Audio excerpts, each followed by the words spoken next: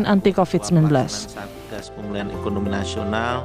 Apakah ini sudah pernah diuji cobakan atau disuntikkan di negara lain? Ini jenis ini loh, vaksin ini. Misalnya katakanlah di Cina. Sudah pernah nggak orang Cina pakai ini?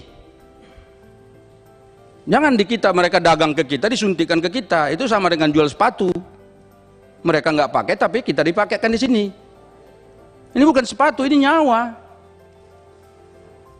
Ya kan? Sudah pernah nggak dipakai di Brasil? Tadi Pak Nur Yasin menyebut dari Kompas lagi sumbernya, Brasil sudah nolak resmi Sinovac. Apa satu lagi Pak tadi?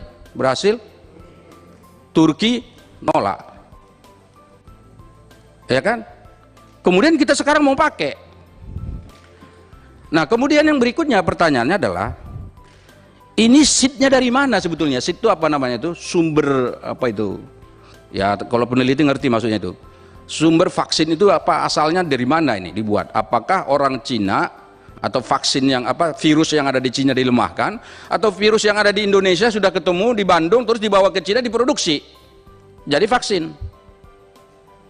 Ini perlu penjelasan ini.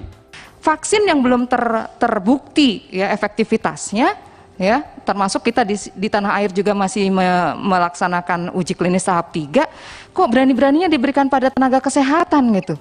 Kalau kemudian dampaknya ini yang tadi saya sebutkan, naudzubillah min dzalik gitu ya, mencetak tenaga kesehatan baik dokter dan perawat ini bukan waktu yang sebentar, perlu waktu yang lama, proses yang panjang seperti itu.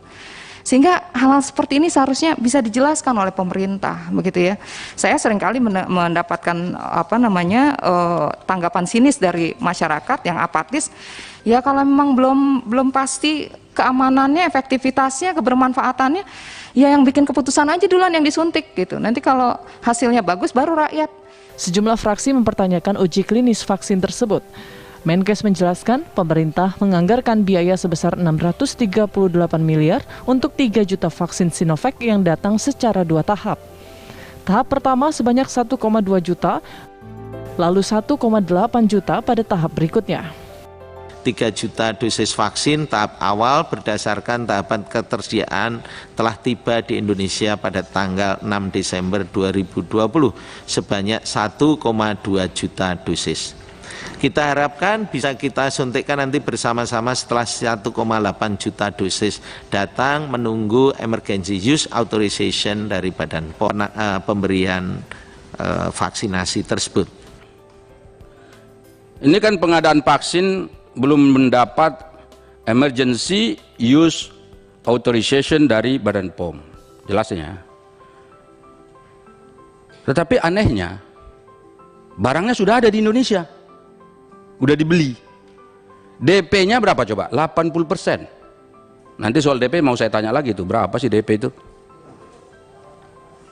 80% itu bukan DP, bayar lunas itu sebetulnya. Nah pertanyaan saya gini, ini emergency use authorization-nya belum keluar, tapi barangnya sudah ada.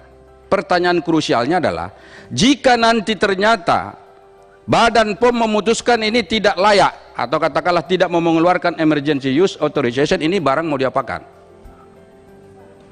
Nggak bisa disedekahkan ini.